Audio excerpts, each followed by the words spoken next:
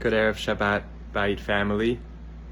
Wishes of Mazal Tov to Aliza and Michelle Shapiro, celebrating each their becoming a bat mitzvah this Shabbat. Looking forward to celebrating with you and your whole family.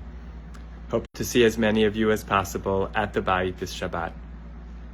And if you are so lucky to be walking through the doors of the main sanctuary this Shabbat, you'll notice, or perhaps we've become too accustomed to it, so let me remind you that you'll walk underneath a sign, a quote from the prophet Micha that situates us as we get ready to walk into shul.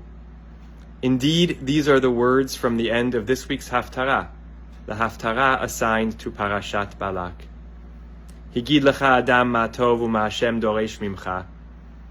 God has told you, O human, what is good and what God seeks of you. Ki im asot mishpat v'avat chesed v'atznei alechet im Elokecha. Do justice, love loving kindness, and walk humbly with your Lord. Maybe it's a strange pasuk to put over a main sanctuary. It doesn't have anything to do with davening or with community, the things that ostensibly take place in shul. Why is it there? And maybe a companion question.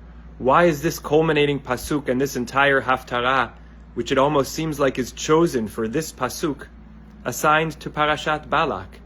What is this and the story of the haftarah, a story of gratitude to God and our responsibilities to God and an appreciation of that which God does for us? What does it have to do with this week's parasha?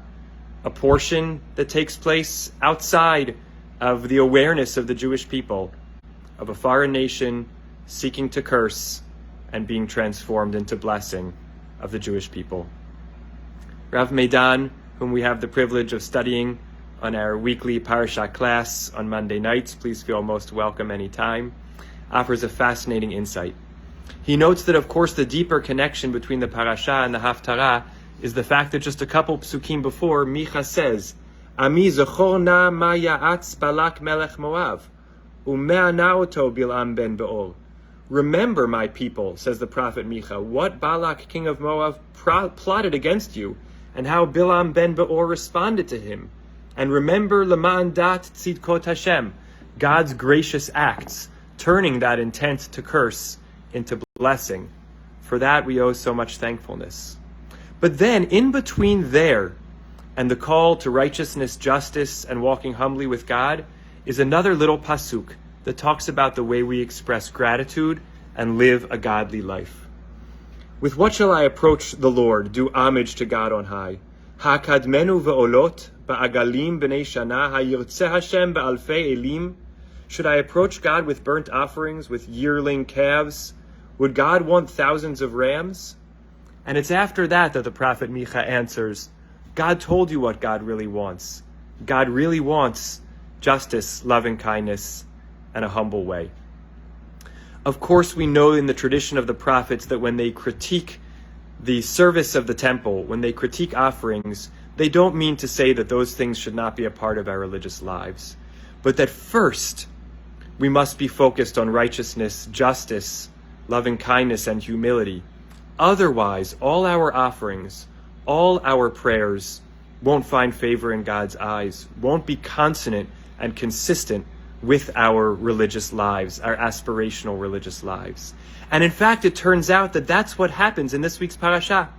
The close reader will remember that each time before Bilam tries to curse and winds up blessing the Jewish people, he builds altars and offers bulls and rams as offerings. It seems like he's trying to convince God through his offerings to allow him to curse the Jewish people, even though there's no reason why they should be deserving of such a curse.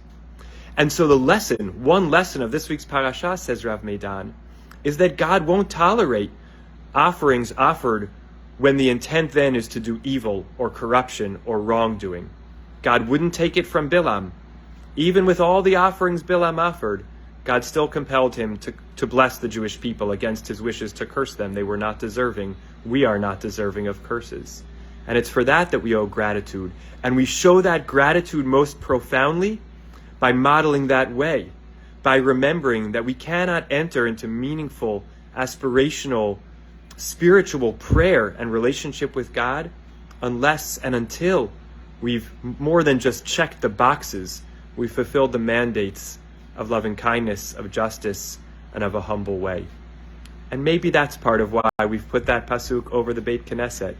Yes, part of what we aim to do in shul is cultivate that sensitivity, and those values.